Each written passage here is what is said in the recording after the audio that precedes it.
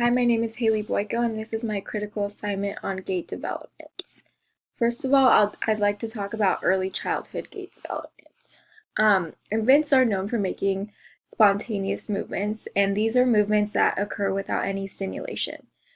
So some believe that these movements have no correlation to how the child will be moving in the future. On the other hand, there's something called infantile reflexes, and these are involuntary movements that the infant makes in response to a specific stimulus. Comparing these to the spontaneous movements are nonspecific and generalized, while the reflexes are specific and localized. And also, a fun fact is that the stimulus that triggers the specific reflex is able to do it time and time again. So once a child starts to walk, there are some common abnormalities that they may experience, and these are in-toeing, out-toeing, limping, and toe walking. These specific abnormalities usually work themselves out and don't require any medical attention. So there are some constraints when we think about early childhood development in their physical development. First of all, there are environmental constraints that could play a role in this, and an example is an infant who is born and is the only child, and we know this as the first child syndrome. And this is where the mother or the father does not let the child out of their arms enough to experience stimulus and challenge their developmental processes. As far as a physical constraint, that one of those can stem from an infant not having enough muscle strength in her neck and shoulders to lift her head while she's on her belly. Now we're going to go into childhood development. So a child typically begins to walk at 12 to 14 months, and it is normal for the child to walk with a wide base in order to support themselves because they're not stable yet. And while they have a wide base, they are externally rotated and they take a lot of short steps, and that is all for stability. A mature gait pattern is typically developed around age 3, and then once a child turns 7, their gait should resemble that of an adult already. As far as abnormalities, a 2-year-old for a 2-year-old waddling gait is typical as they are still learning to walk, and this is where their feet are broad for support and the child falls often. But if this gait of waddling continues past the age of 3, then it becomes abnormal. Other abnormalities include tiptoe walking or a protruding belly, which indicates that the child has lumbar lordosis and is attempting to remain balanced. The constraints for childhood development are the child may not be exposed to enough stimulus or opportunity for walking and other physical activity, and they may develop slower than a typical child because they don't have as much stimulus and opportunity.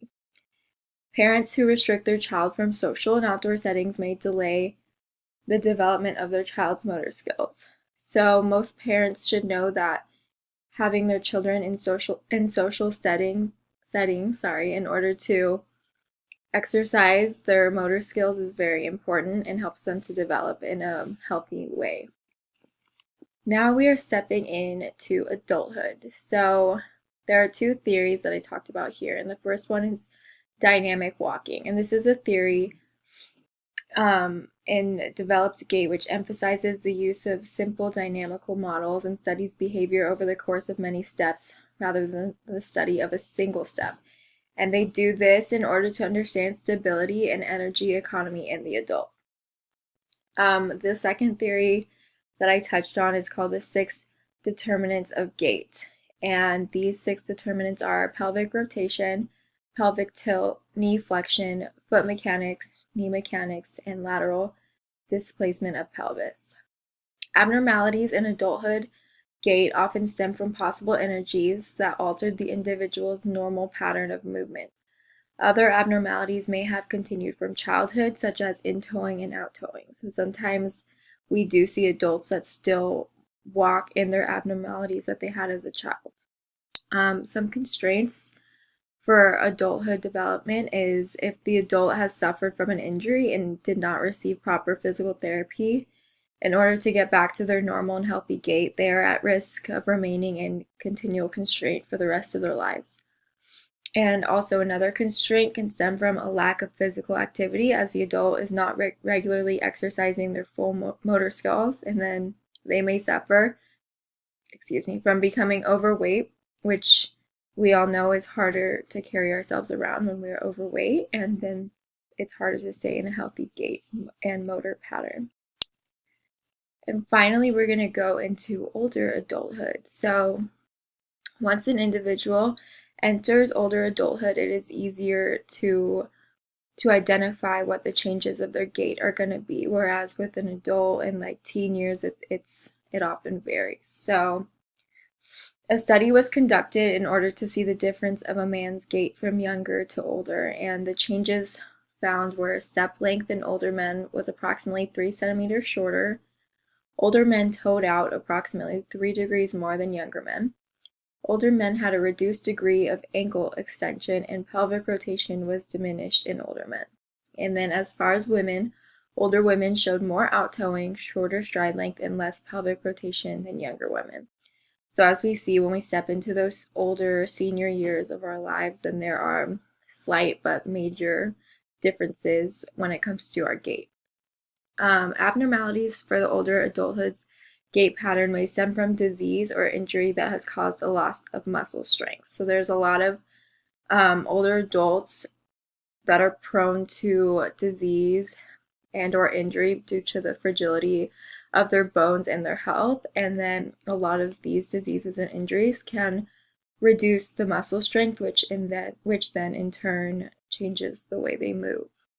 As older adults begin to walk slower than usual, they decrease their stride length and joint rotation, which affects their overall motor skills. Also, older adults who suffer from the start of losing vision or hearing sensors may be at risk of compromising their gait due to lack of overall sensory motors. And this may cause them to lose stability, which will weaken their ability to move properly. So, for example, if an older person begins to lose their vision, they become more unstable overall just because of their sensory motors taking a hit.